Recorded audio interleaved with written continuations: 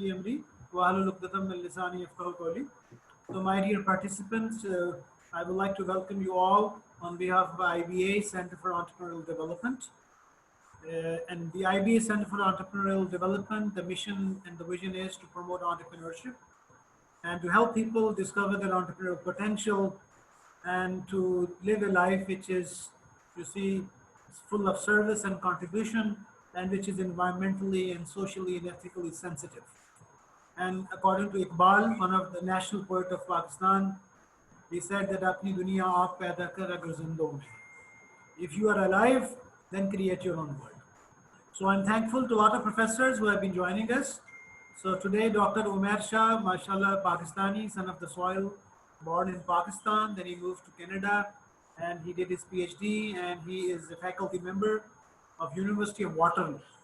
University of Waterloo is an amazing place. This is famous for its entrepreneurial perspective. It's an entrepreneurial university. And I met Umair Shah Sahab in 2016 in Anaheim, United States, in the conference, the Academy of Management Conference. And that meeting led to, mashallah, a lot of collaboration. He has visited IBA twice or thrice. He has been doing a lot of workshops. Something special about Umair is that he is very much with ethical business models. And he has been working with one of the leading, you see, professors at Freeman in this area and working on stakeholder theory, which is very interesting. So Umair Shah Sahab will be, inshallah, sharing his insights and what is happening in Canada and internationally. Umair Sahab, inshallah, our team mein, there are like the participants will be having like 30 people from the MBA program, inshallah. Excellent. And we will be having international participants, hopefully from Australia, New Zealand, Dubai, London, and from other people as well. And national participants, alhamdulillah, from Chitral, Islamabad, Lahore, Faisalabad, Gujranwala, Hyderabad, Quetta, and Karachi, inshallah. Excellent. So, and the recording will be sent to all over. So we pray for you and we hope that this next 50 minutes will be, inshallah, something interesting. And then we'll be having a 10-minute question and answer session. So all the participants are requested to please pray for us, and then you can ask questions through the chat box. So thank you very much, and over to my friend, Dr. Umair Shah. Thank you very much, Dr. Qureshi. Thank you for this opportunity. Thank you to everybody who's involved with the IBA. I've been coming to IBA for a couple of years now, and it's been a pleasure. When I was asked to do a lecture on this remotely, I was very happy, and I straight away said yes to Dr. Qureshi that I would present something. So I would start by giving you a little bit of background about myself. So I will start with an introduction. So the presentation is going to be very simple. I would like to keep it more interactive, although I would prefer to answer the questions once they're all consolidated and through a moderator. That would be much more effective. So I would talk a little bit about the background on stakeholder theory in today's lecture and why this is so much important in a time like this. So I would also expand my discussion to the realm of business ethics, and why, again, this is, again, a very important topic in today's life.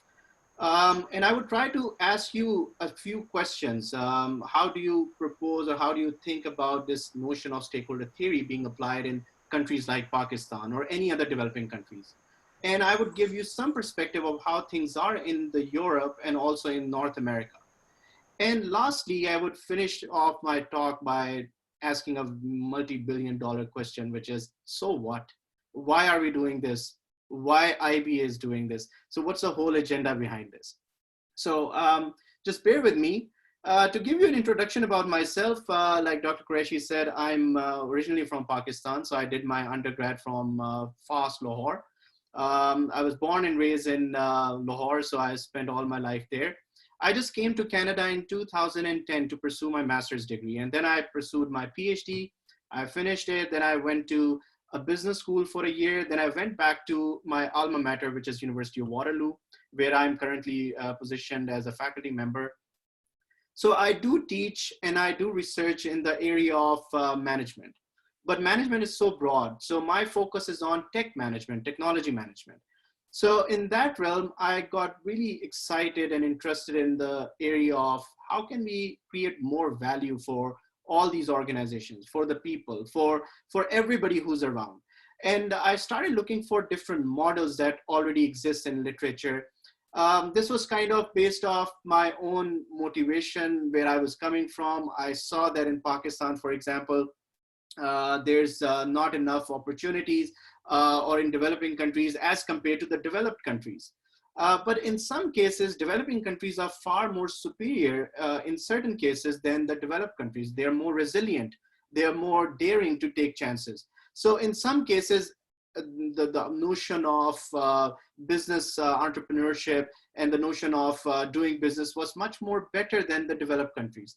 But in some cases, we were lagging much behind. So the innovation part was missing.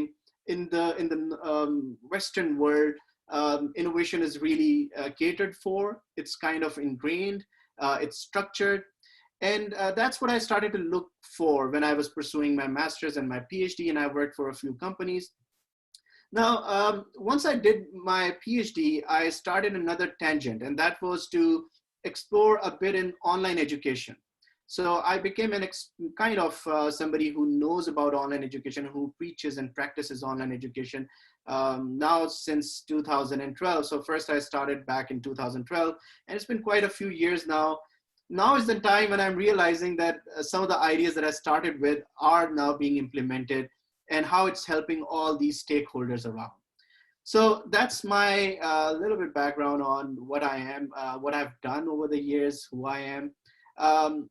Now, where I am situated, it's a very unique place. So University of Waterloo has its reputation because of its push for entrepreneurship and tech entrepreneurship. So this is a very unique city in North America, I would say, where you would find Mennonites also living side by side, where we have companies like Google, and universities like University of Waterloo. We have business schools like Wilfrid Laurier's Business School of Lazarides School of Business and Economics. We are just 1 hour away from Toronto, so we have easy access to all the other best facilities or the resources that you need for running a business or gathering some top skill in the country. So the Toronto-Waterloo region, according to World Education Services, was referred as that this is a home to over 1,000 multinational and startup companies, which are doing very well, and they're surviving. They have the highest survival rate in North America when they conceive a business idea, and when they become successful, it's the ratio is really high. So this makes it the second largest global innovation technology cluster in North America. And when we joke in our own communities here, we say that there's something in the water of Waterloo. What we drink here makes us think about running our own businesses. So apart from my academia or my exposure to academia or this experience that I'm having, I also get involved with quite a few startups, and I do consult with them. I have my own things happening right now. So I'm actively pursuing 2 ventures. So it's kind of in our DNA. We do entrepreneurship, we teach entrepreneurship, we give them the top skill, we teach them all these fancy tools that are needed in today's world, and we want them to be critical about solving the real problems of the world.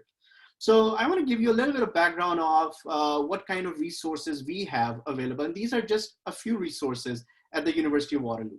So our Waterloo engineering is top ranked in the world, and that's my own faculty. I'm a Department of Management Sciences, which is within the Faculty of Engineering.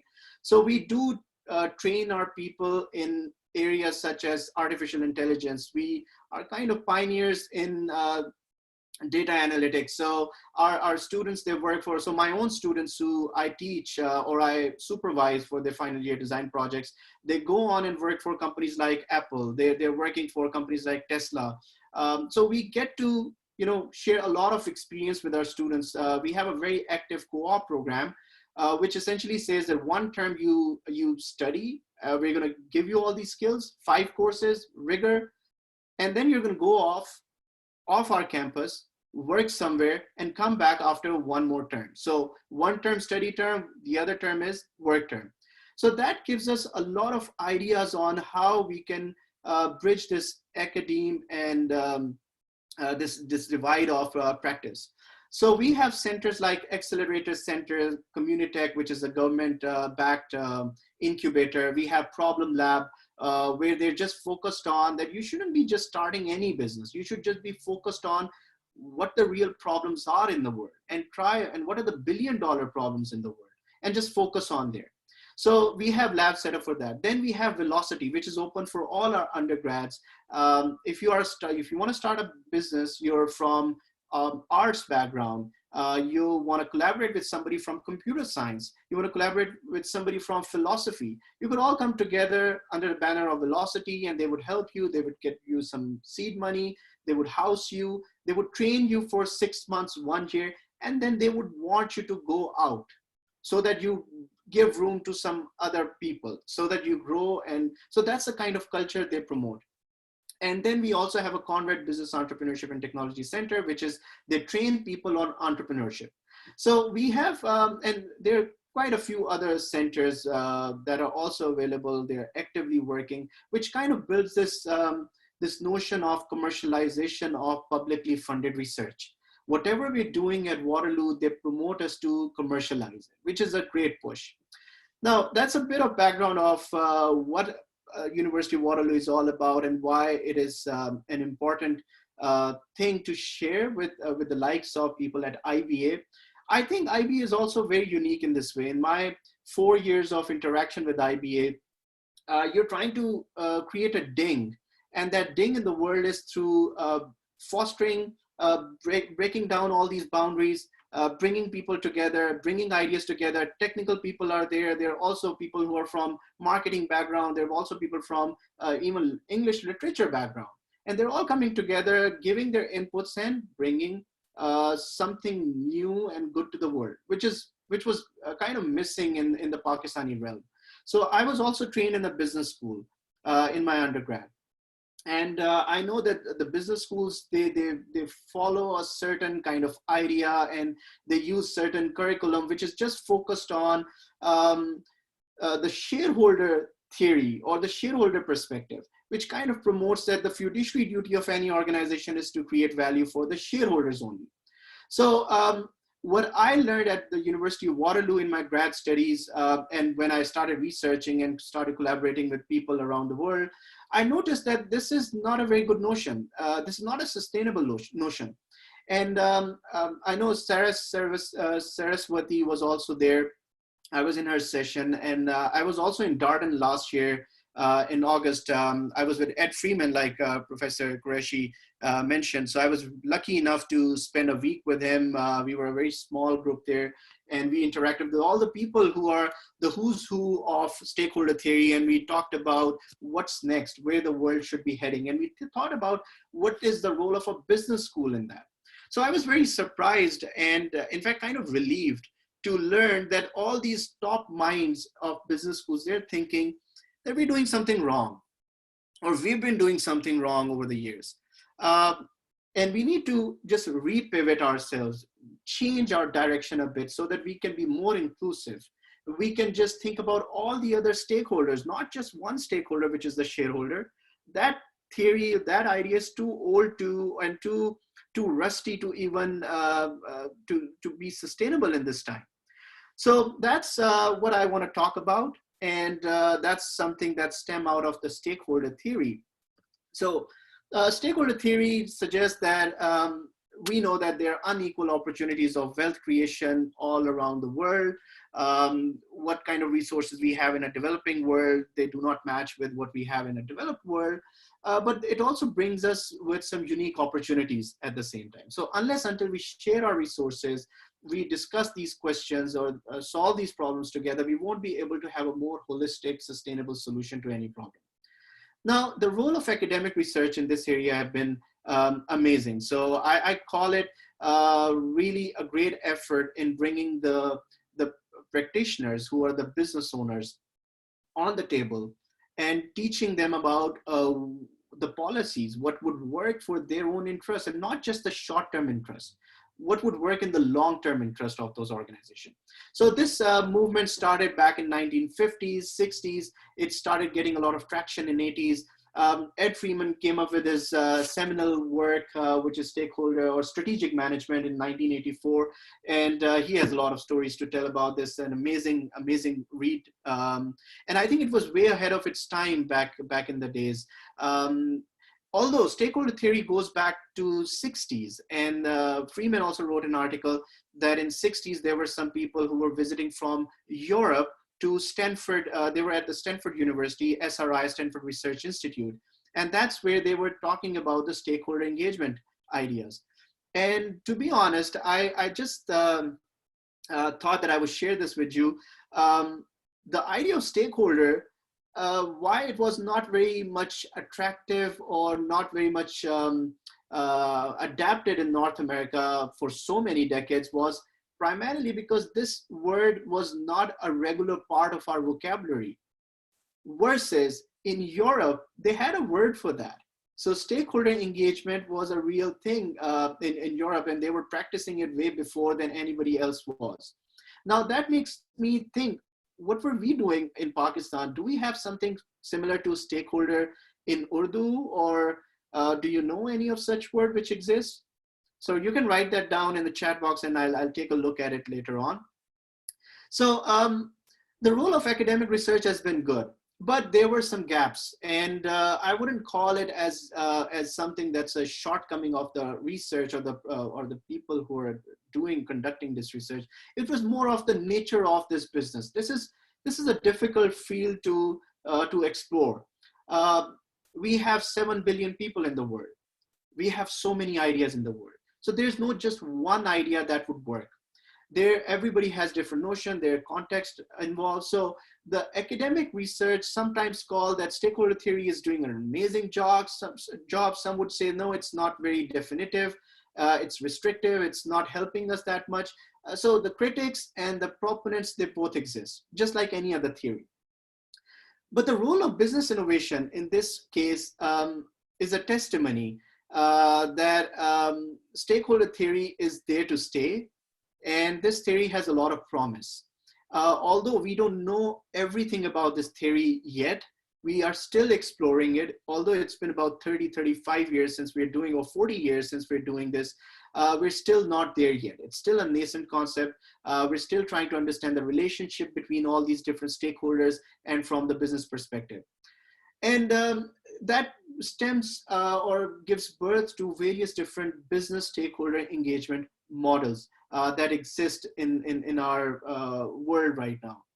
So starting with the unequal opportunities that are there. So there are opportunities, the role of academics, the role of businesses, and how we can blend all this information together in some models that we can apply as entrepreneurs, that we can apply as business decision makers. So when I started looking into this notion, I want to tell you a little bit of background on this. I started my master's degree in 2010, and by 2011, I got exposed to this idea of creating shared value, which is Michael Porter's idea. And I was like, this is it. This is beautiful. This works. But then when I started my PhD, I dug deeper into this notion of where does this lead us to? If I go back in a back flowing direction, what would I find? And I was surprised to find that Freeman back in 1984 actually said all of this in a much more holistic way. And it has some academic rigor, and the ideas were quite clear and very much applied to businesses. So I want to give you a bit of background on how this whole notion got developed. So you probably have heard about this term corporate social responsibility. It's been used all around, people use it, and it's a great idea of giving back to the society. But there are some limitations too. So corporate social responsibility works to a point, but not beyond. One of the examples that I can give you here is back in 2008 when economic meltdown happened, there were companies like Merrill Lynch or banks like Merrill Lynch. They were doing an amazing job with they had an ISO certified corporate social responsibility program. But what happened? when they went down, the whole economy collapsed. There was a trickle down effect. They were just too big to go down. So where does this corporate social responsibility lead us to?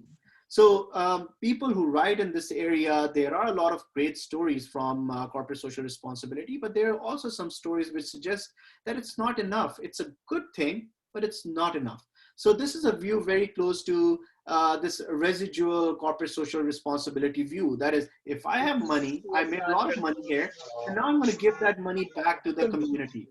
And that's one way to go about, contributing to the world. Um, all right.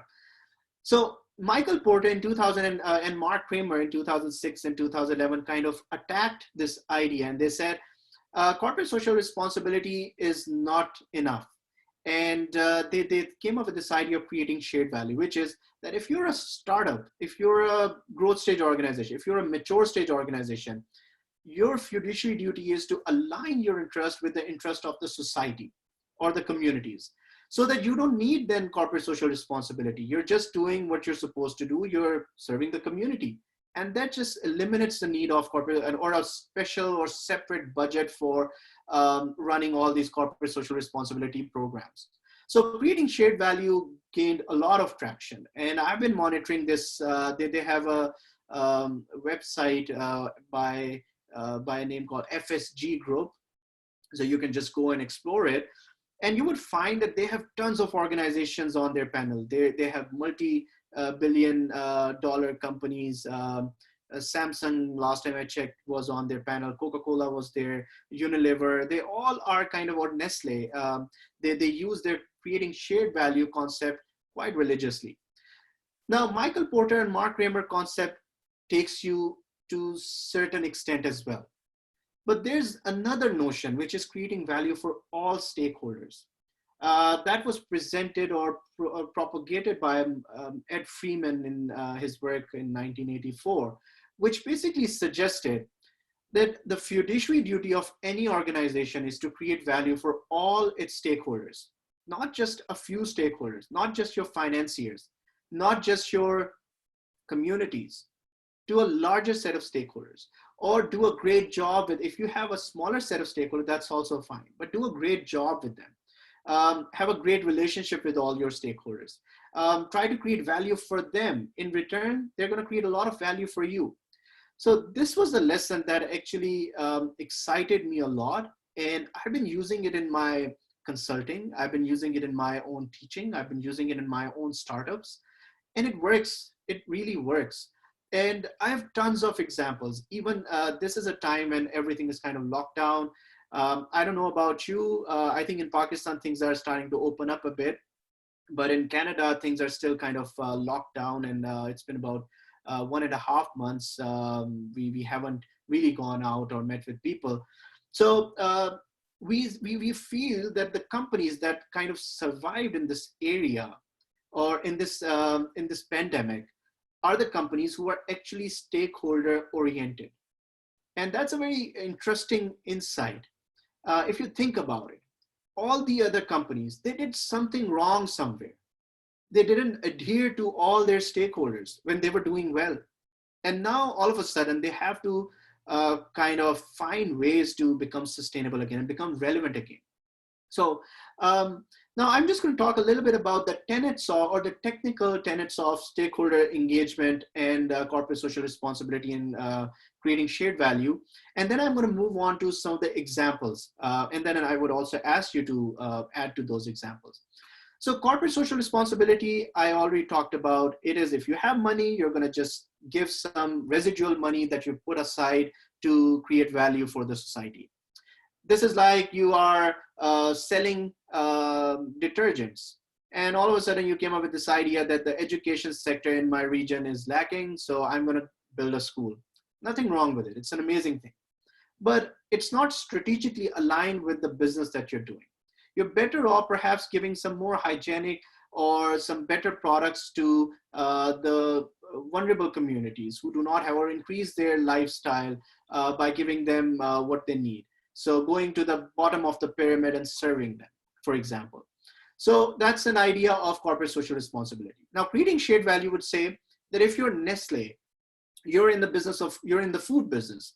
So a time like this comes, how about you just go and give out your food to the vulnerable and make it so cheaper for the others so that everybody could afford it, and increase the nutritional value of your products so that people demand it and they get the best value out of it, and do a good job with your farmers, align your interest with all the people in the supply chain so that everybody benefits. So that's an idea of creating shared value. Now, this idea is also something that's very close to saying that it's stakeholder engagement, but not so much. There's a subtle difference. So creating shared value would go from the perspective of creating more money for the financiers per se. Now, this impact is still kind of moderate, and it's still narrowly economically defined for an organization. Versus creating value for all stakeholders would say that you have to advance jointness of interest. You cannot survive on your own. Everybody has to, we live in a world of globalization. We have people who are traveling, and that's exactly what we saw before everything locked down, that how much we were traveling, at what pace we were traveling. So the jointness of interest of the communities, of all the stakeholders is essential, and it's promoted. They also promote that you have to have a strategic cooperative posture. So you're not just going to go for competition, which still creating shared value is doing. So creating shared value would say that you have to have some competitive advantage. And Michael Porter has been all about competitive advantage. And this stakeholder view says it's not about competition all the time. The best of the companies have survived because they have cooperated well. So go, if you're Intel, go and work with Apple, go and work with Microsoft. You don't have to compete. You can just cooperate. You can collaborate. And the model of Silicon Valley also suggests that people actually enjoy the resources that are there in a cluster. So that's what we see in the region of Waterloo as well. So the region of Waterloo, where I live, is kind of promoted as the Silicon Valley of the North. So what it means is that you have to have enough skill available or skill set available in this region so that you can promote more businesses, you can start up the cutting edge organizations that solve the real problems. But this creating shared value concept, it is a bit different from the other two concepts, is on the basis of that it rejects the narrowly economic view of the firm. What does it mean? It means that the fiduciary duty of an organization is not to create value for only the shareholders, which is something that I learned in my business school. And if you open up any finance book, if you open up any typical book that is, or a book that is generally used in a business school, the first or second page, it would say the fiduciary duty of an organization is to create value for the shareholders. Now they have a rationale behind it. Michael Jensen came up with this idea, and he defended this idea for the longest of time until last year when I was at Darden Business School, when Ed Freeman showed us this video in which Michael Jensen is saying, you know what, I got this idea wrong. I think now what you're saying about stakeholder theory makes a lot of sense. So that was a point where Ed Freeman was very happy, and we who were kind of also following this idea notion and trying to do research in this area, we were kind of relieved that this idea actually works. This stakeholder engagement works. We have seen this in the era of post 2008 economic meltdown. All the companies that survived were kind of doing a good job for their stakeholders, versus the companies that were terrible, they were waiting for a bailout from the government, airline industry, banking industry. They were just waiting for a bailout from the government, which is not a sustainable way. So that's exactly what we're seeing in 2020. Here we are, there's a pandemic going, everybody is kind of short of resources. So in this time, you also look around, what kind of companies are doing well? The companies or the organization who invested in their employees, who invested in their suppliers, who invested in bringing the technology up in their organizations. They were just not buying back their stocks like the airline industry. So I was reading an article, and that was a very, in fact, I would share that link with all of you later on. That article was that the stakeholder model works, and this pandemic kind of showed us that it works. But if you look closely, for those companies who were just invested in the short-term gains, like the airline industry in last 10 years in North America, they were heavily buying back their own stocks. 96% of their excess cash was used to buy back their own stocks. And that was just to increase the valuation of the company. We all know how this whole system works. We all know how the valuations of your stocks could be manipulated. It's not real in most cases. So they were just increasing the value of their organization and getting a lot of dividends, a lot of salaries for the executives from these companies. But that was just very short term. Versus companies like Microsoft, companies like some pharmaceutical companies, they were investing in the skills. They were investing in the stakeholders. They were partnering with the top disease control centers in the world. They were funding them. They were working on some new technologies, building some AI tools which could help us cluster if something like this happens and try to control it. And we saw that happening in some of the progressive countries. Like in Taiwan, I was reading somewhere, they did an amazing job in curtailing this whole pandemic thing. Although they were so close to China, and they're considered as China by some, but they were just kind of locked down, and did an amazing job in tracking because they used technology. So they invested in that. So the smart companies, even universities, I can talk about the University of Waterloo. It's one of the most innovative universities in North America. And we had no issues. We just ported everything onto online education. Like I said, I have an expertise developed in last 8 years on teaching online. And I collaborated with so many of my colleagues in bringing their capacities up, sharing some ideas. Every day we're doing that. Every day we're consulting with each other. But the infrastructure was available. The funds were available. The organization took care of their employees. They took care of their students. They took care of the communities who are serving this city. So almost everybody is employed at the university. And that shows that companies who do a good job in creating this kind of strategic posture, building jointness of interest, have this cooperative strategic posture, they survive. They do a good job. And going forward, I just want to say a few more things about stakeholder theory, and then I will open the floor for any of your questions, and then we'll build on that. So stakeholder theory, so you have to define who are the stakeholders.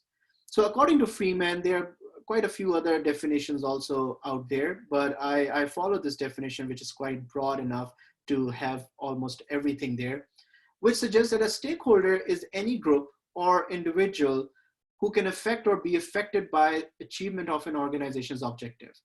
So somebody is trying to get my remote access, and I've declined that.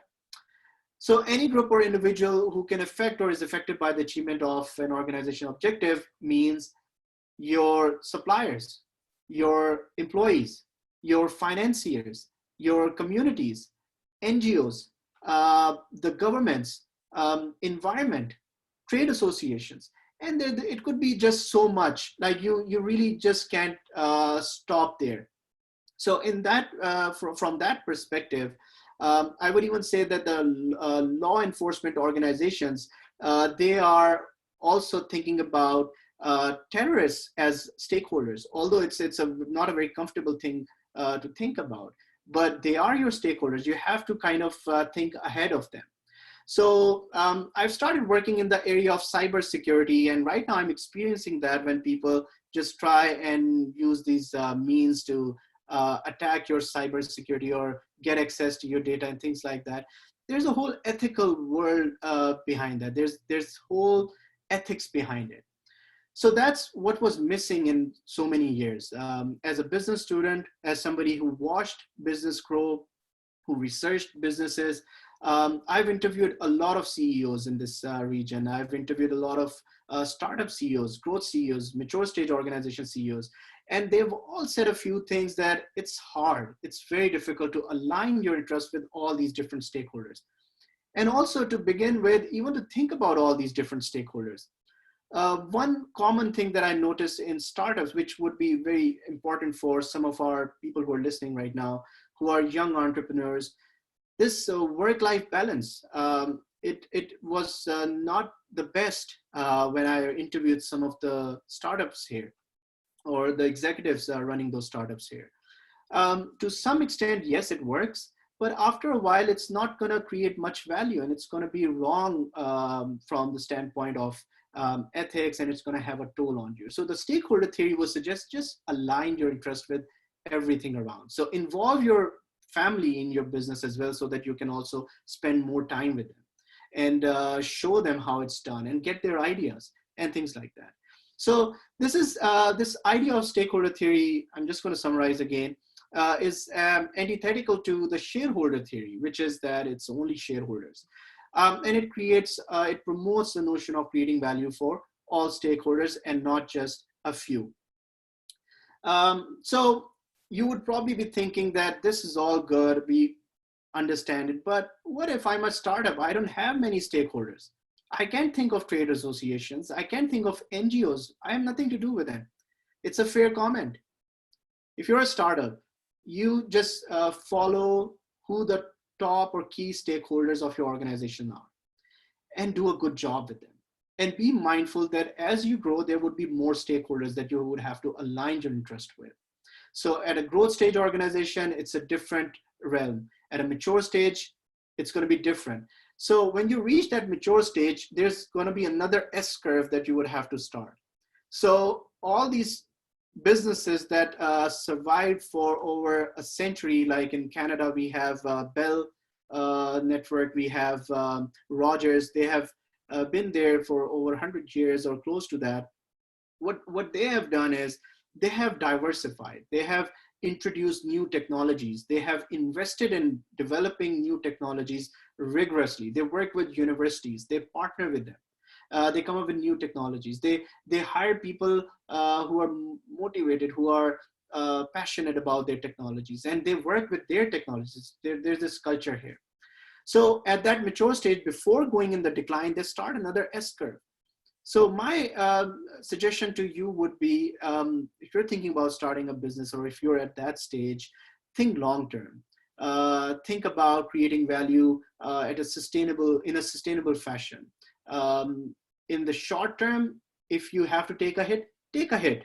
But you should be clear that in the long run, this is where I want to be. I want to invest in my people. I want to invest in my different stakeholders before you reach the decline stage.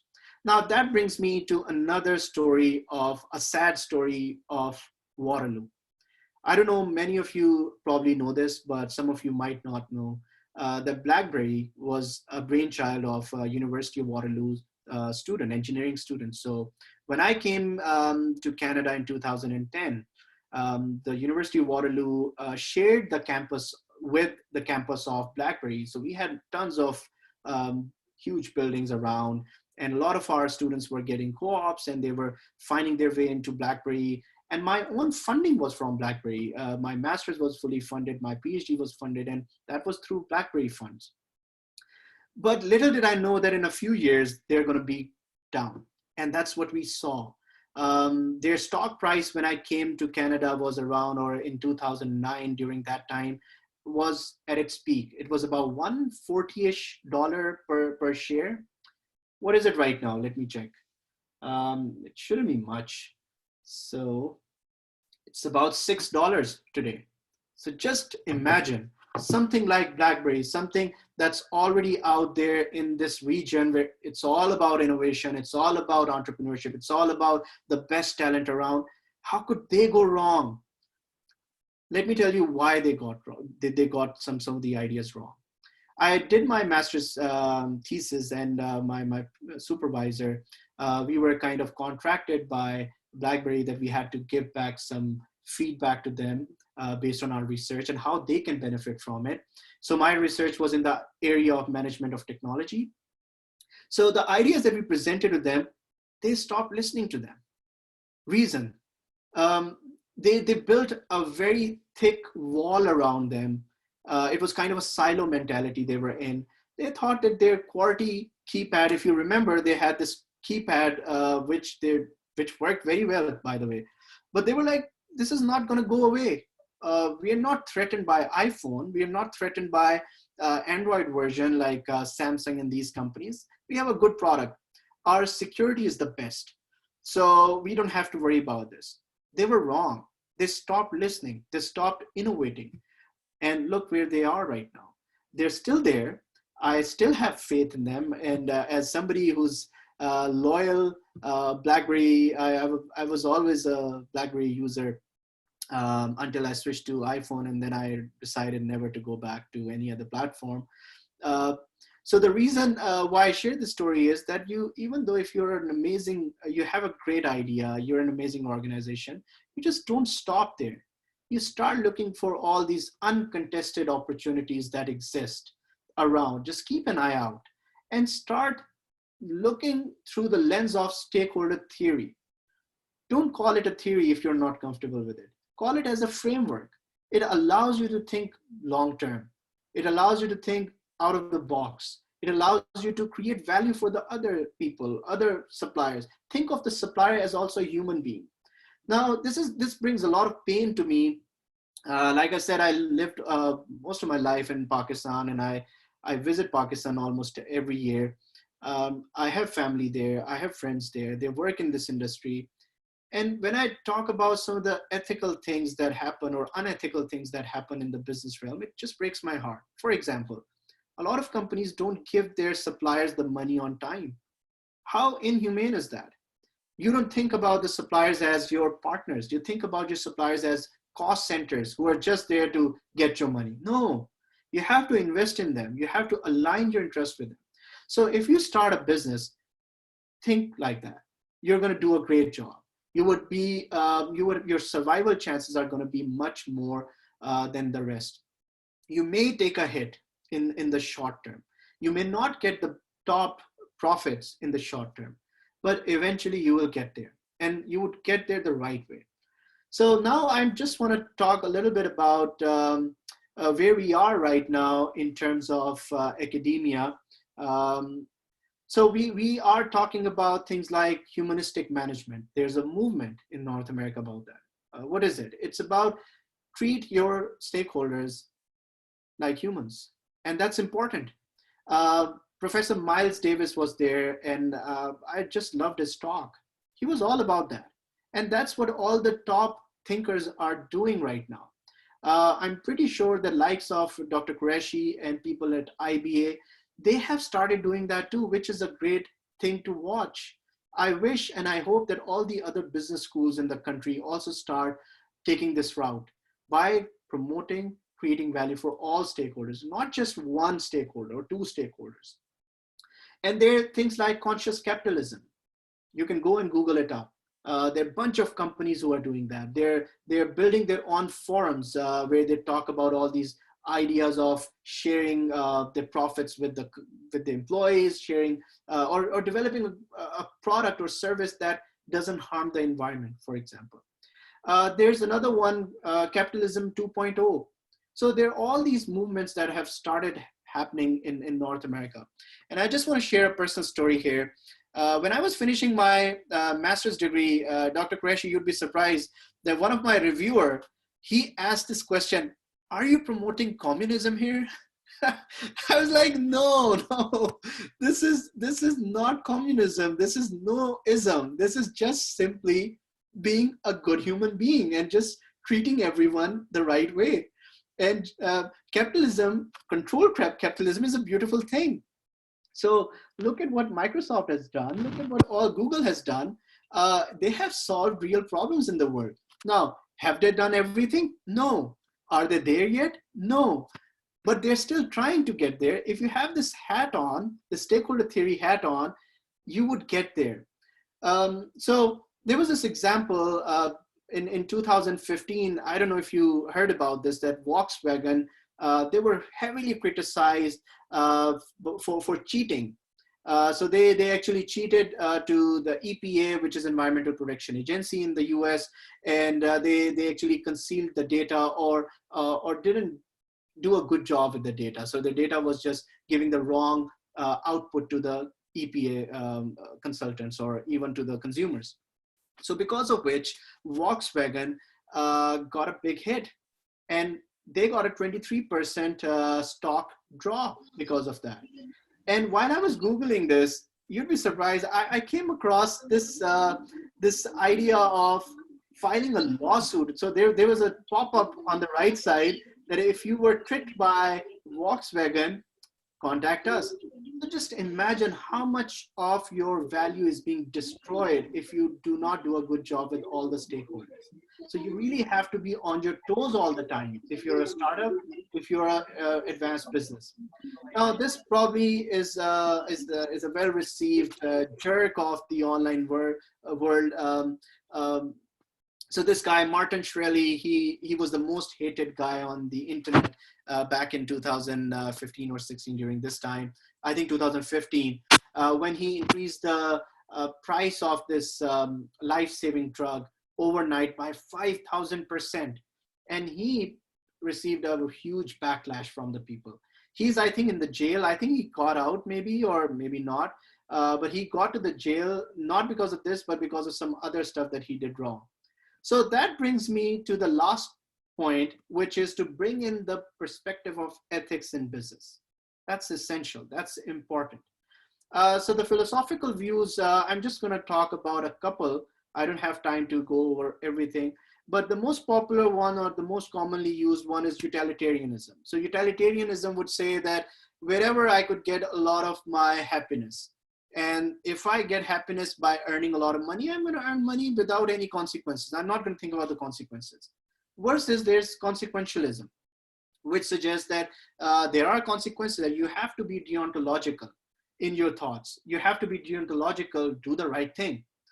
But there's something in the middle as well, which I really like, which is pragmatism. So pragmatism suggests that I'm not interested in utilitarian. Human beings are not just utilitarian all the time. We're also not deontological all the time, but we are pragmatic. There's tons of research on that. I can share some links afterwards where Kahneman and Tversky, they did some work in behavioral economics, they're Nobel laureates, and they came up with this idea that human beings are not rational beings. So you have to bring in this philosophical view of pragmatism as well. And I was sharing this with Dr. Qureshi, I think last year. I was so thrilled to read a chapter in a book that was available in my library here in Waterloo on Allama Iqbal. And that chapter was written by a professor from LUMS. And this book was published with the help of some of the people at Wilfrid Laurier, which is also in Waterloo. It's another great school, another great university here. So they came together and they wrote a book. And there was a chapter which says that Allama Iqbal was also a pragmatist in his thought. So all of his ideas were very pragmatic, that you have to just solve the problem. You have to think deeply, critically about these issues and do the right thing. If you haven't made a mistake, do the right thing. So this fallacy of that all businesses are wrong, that's also wrong. This fallacy of that all businesses are amazing, Microsoft, nothing wrong with, that's also wrong. So Ed Freeman says, stop cross-dressing, stop putting them as sinners or saints in these two buckets. Think of them as cross-dressers. So that's a great notion to think about, and think about the local context of your organizations, think about the international context of your organization, and then do a great job. This pandemic actually is an opportunity in a lot of ways for us to really rethink about our businesses, our priorities. It's one tweet that I read a couple of days ago. It was made by an academic, and it was an interesting tweet. I don't fully support it, but it just made me laugh. And that tweet was that, look at all the businesses that are not running right now. Maybe we never needed them. Maybe they have to then think about aligning their interest with the interest of our communities better, so that they can do everything safely in a better way. So this is a great opportunity for all of us to rethink about our business models, to align our interests with all these different stakeholders and stay ahead of that curve. Don't become another BlackBerry. Start working on your ventures like you're going to survive for 100 years, 200 years, and you have to, pass this on, build a team, invest in your own people, treat them well, invest in your suppliers, for example. Now, I'm just going to share some of the questions that really helped me when I'm starting anything new or some consulting project. These are out of a book that I use. It's on business ethics, written by Andy Wicks and et al. There are quite a few other authors too. Ed Freeman is also one of the authors. And these questions really helped me.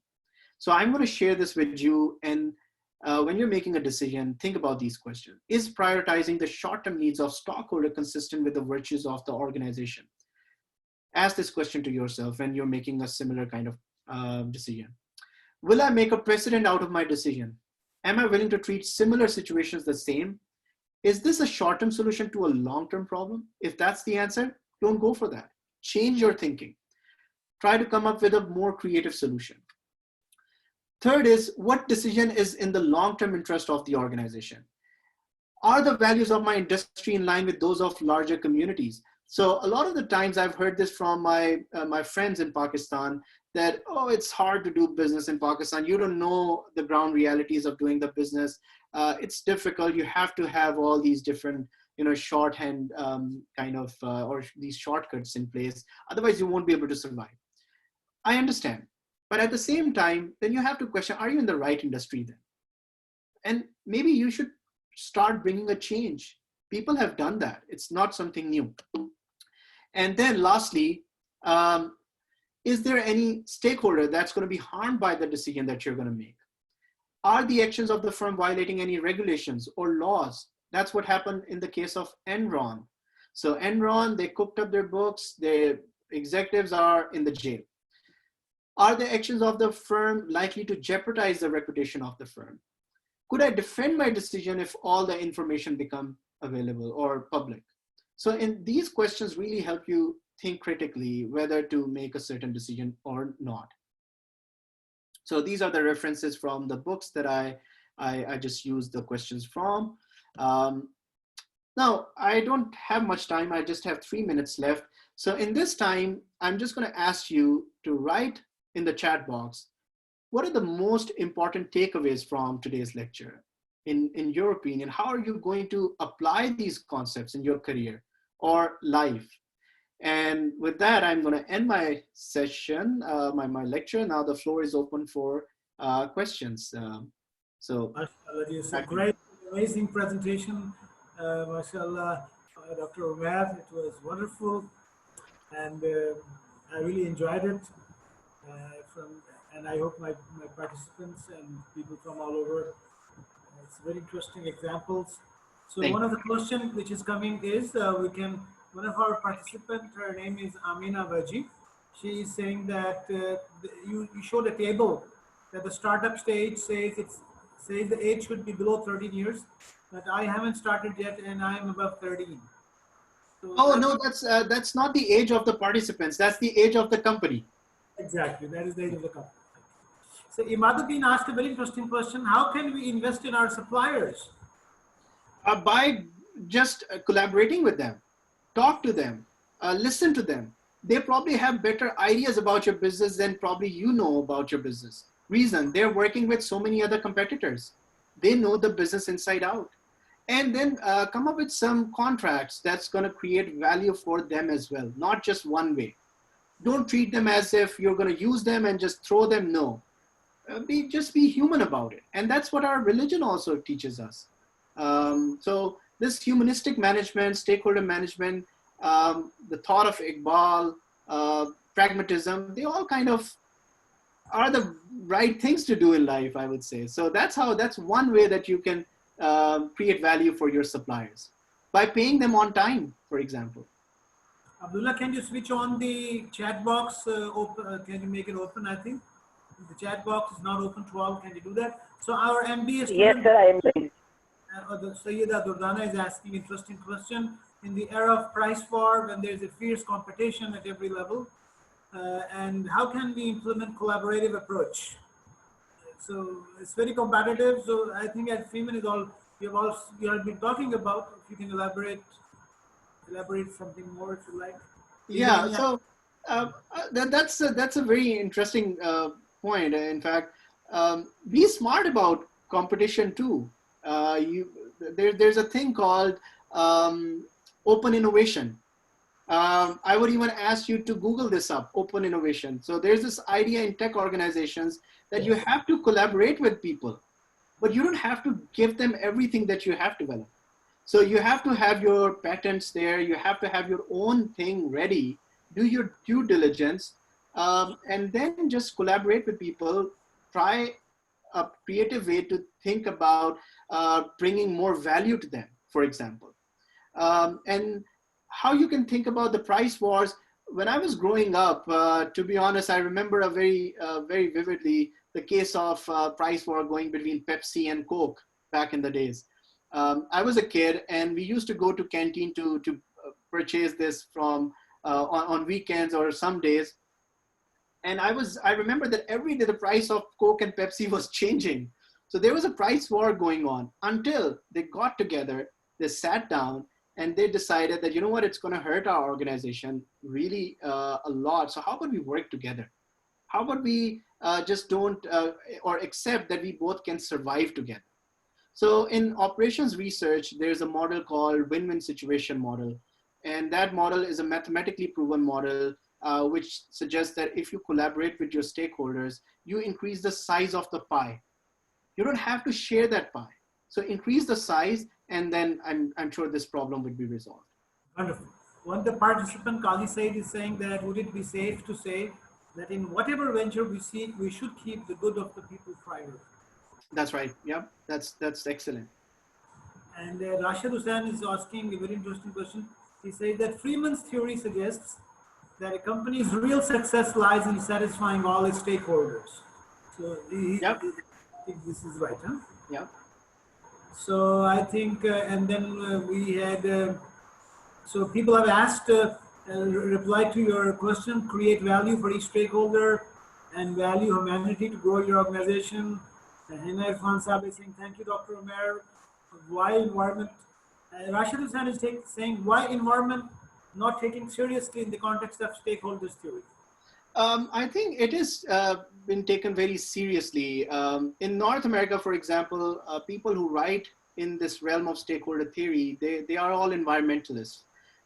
They talk about, they develop models, they consult with organizations to decrease their carbon footprint. For example, over the years, even these conferences, these academic conferences, they were happening by traveling all the way to different countries using airplanes and increasing the pollution in the world to talk about how to decrease pollution. So people raise this issue, why can't we just do everything online now? We have the capabilities. And this year you've seen so many conferences started happening online. So I'm guessing that in the future as well, academics are going to take this more seriously. There's going to be less travel now, not too much travel in the next coming years, where people are going to just be more conscious of the environment and how they can do a good job by reducing the carbon footprints. So we have two more questions before we say thanks a lot to Asim, to Umair. So Asim Saab is from Islamabad and he's saying that how do you make suppliers share the risk for a startup? For example, in retailers, he's saying that retailers get a stock on credit from the suppliers and pay suppliers when the product is sold. So will such a model work for a startup? Will Um, take risk with the startup? I think that depends. If that supplier is really crucial for your company, then might as well just make that supplier your partner. If there are other suppliers who are out there, then you can just get a fair deal with that. Just get the best price that's out there. So it really depends. It's contextual. For example, in case of Apple, back in the days before they came up with the iPhone 6, they had an issue with Foxconn. So Foxconn was their supplier that was based in China. And they received a lot of bad press back in 2013 or 12. That was the time when iPhone 6 was coming out, that people there were committing suicides and they were not giving their employees a good environment to work in. And that get a lot of stakeholder voices got raised in North America and put pressure on Apple to do something about this. So Apple then started investing in other suppliers. They just didn't put all their eggs in one basket going forward. They just, and previously they were just putting all their eggs in one basket and partnering with Foxconn. But that could also backfire. So in this case, it really depends. If there are other suppliers, go and work with the ones who give you the best value. If there's just one supplier, try to make them your partner.